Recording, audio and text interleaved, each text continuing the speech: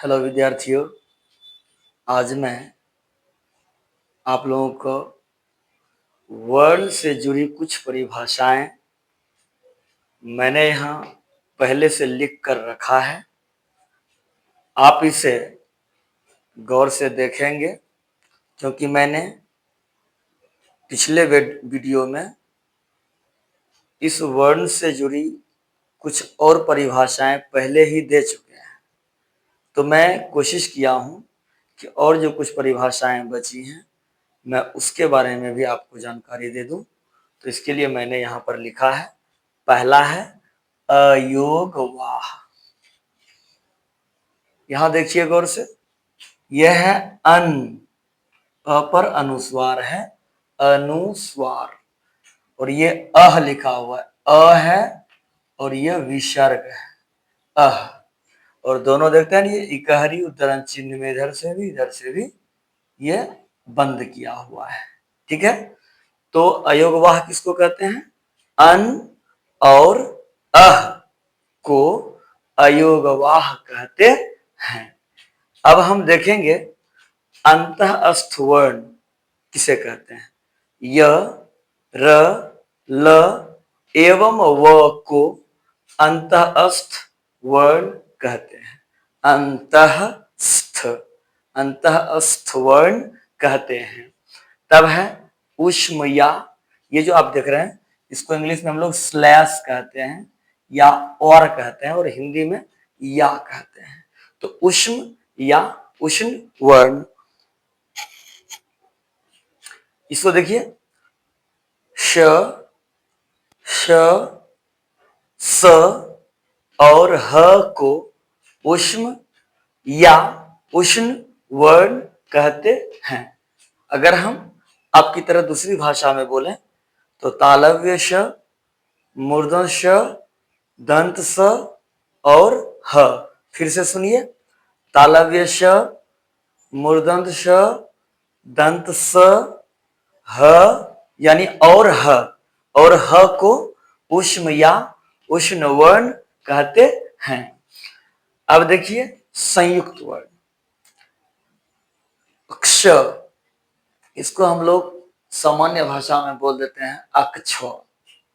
नहीं, इसको कैसे बोलना है सुनिए, अक्ष, अक्ष, त्र, ज्ञ एवं श्र को संयुक्त वर्ण कहते हैं।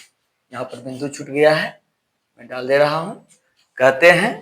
अब देखिए संयुक्त वर्ण, फिर संयुक्त मतलब जिसमें दो या दो से अधिक वर्ण का मिलन हो, उसको हम लोग संयुक्त वर्ण कहते हैं। यदि आप ऐसे नहीं समझते हैं तो मैं इसको यहाँ खंड कर करके लिख कर दिखा देता हूं, आप गौर से देखिएगा। ये जैसे आपका है क्ष, ये इस तरह से है।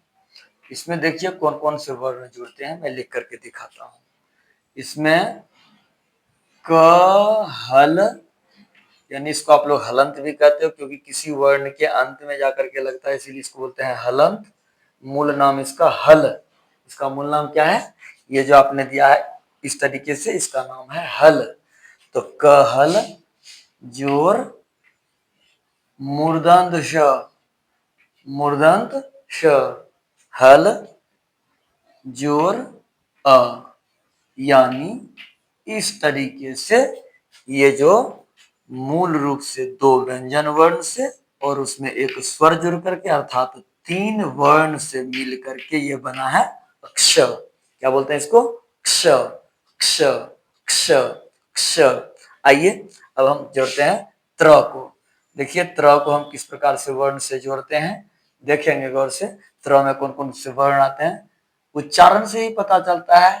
त्र यानी त हल जोर र हल जोर अ, ये मिलकर के क्या बना?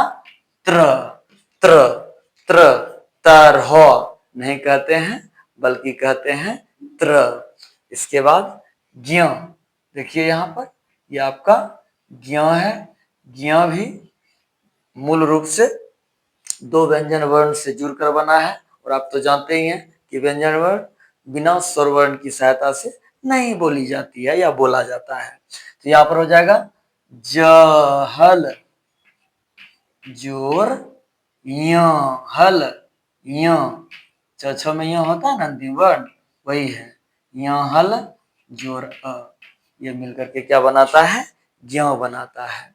और अंतिम एक और है श्र, जैसे कि आप लोग श्री राम बोलते हैं तो श्री बोलते हैं, है ना। तो इसमें देखिएगा आप, ये जो आपका श्र है, ये आपका श्र हुआ। ये श्र कौन कौन वर्ण से बना है देखिए गौर से, तालव्य श, हल, जोर र, हल, जोर अ। ये इस तरह से ये जो चारों वर्ण हैं, आप गौर से देखिए अक्षर कौन कौन से बना है, क हल जोर मूर्धन्त श हल जोर अ बना है अक्ष, अक्ष। इसी तरह से त्र बना है त हल जोर र हल जोर अ, यानी यह भी बना है त्र। इसके बाद ज्ञ देखिए, ज हल जोर य हल जोर अ बना है ज्ञ। इसके बाद देखिए श्र, तालव्य श हल, र हल और य, यानी तालव्य श जोर र हल जोर अ, यानी ये दोनों वर्ण आधा आधा हैं, ये भी दोनों वर्ण आधा आधा हैं, ये भी दोनों वर्ण आधा आधा हैं, ये भी दोनों वर्ण आधा आधा है। और ये जब आधा एक जुड़ता है तो इसमें अ जो है चारों वर्ण में लग करके यह पूर्ण वर्ण यानी व्यंजन वर्ण बन जाता है। इस प्रकार से आप समझ लिए, आपका यह हुआ संयुक्त वर्ण। अब देखिए अतिरिक्त वर्ण, ये अतिरिक्त वर्ण जो है, ये सबको आप इस तरह से अंडरलाइन करके समझ सकते हैं, ऐसे करके, कहीं कोई दिक्कत नहीं है। आप आगे देखिए, अब है अतिरिक्त वर्ण। ये जो आप देखते हैं, ये इस चिन्ह को कहा जाता है नुक्ता चिन्ह। कौन सा चिन्ह कहा जाता है, नुक्ता। कौन सा, नुक्ता। ये देखिए यहाँ भी नुक्ता लगा हुआ है, ये बिंदु जिसको बोलते हैं आप लोग दूसरी भाषा में, यहाँ भी नुक्ता लगा हुआ है। ये दोनों नुक्ता चिन्ह है। ये जो है नुक्ता चिन्ह है, एक तरह से मानिए कि यह फारसी अक्षर है, तो इसको बोलते हैं हम लोग र। ये जो लिखते हैं ये आपका है र, और ये है आपका र। तो सड़क जब लिखते हैं, ये जो र का उच्चारण होता है, जीवा क्या करती है, ऊपर में मूर्धा को उल्टा ऐसे मारती है। कैसे मारती है, ऐसे मारती है। जीवा इस तरीके से है, ये इस तरीके से मार देती है। थोड़ा एक बार और देख लीजिए, ये इस तरह से मान लीजिए जैसे ये तालु हुआ और ये बगल में मूर्धा रहता है, ये इस तरीके से जीवा मार देता है, इस तरीके से मार देता है। तो ये हो गया ड़, और इसके बाद ये है र। र है, र भी वही करता है, जैसे ड़ वैसे र, लगभग दोनों का उच्चारण एक समान ही रहता है, बस थोड़ा सा इसमें र और ह मिल जाता है, और इसमें सिर्फ र मिलता है। र र र, यानी र और ड दोनों मिल जाता है इसमें भी, और इसमें र और ह मिलता है। ये हो जाता है र, और ये हो जाता है र। क्या हो जाता है, र। तो र और र को अतिरिक्त वर्ण कहते हैं। इस प्रकार से आपने इस वर्ण से जुड़ी कुछ परिभाषाओं के बारे में जानकारी ले ली है।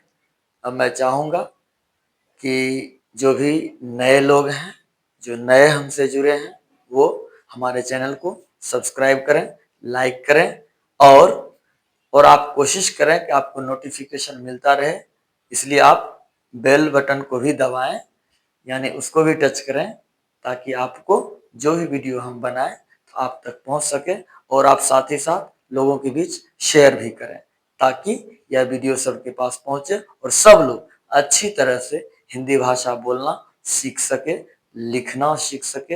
हम अगली वीडियो जो बनाएंगे उसमें हम कोशिश करेंगे आप लोगों को जो भी अ वर्ग से लेकर के ज्ञ या उससे आगे का जो वर्ण होता है उसको हम आपको वीडियो के माध्यम से बताएं, बोलने के लिए सिखाएं।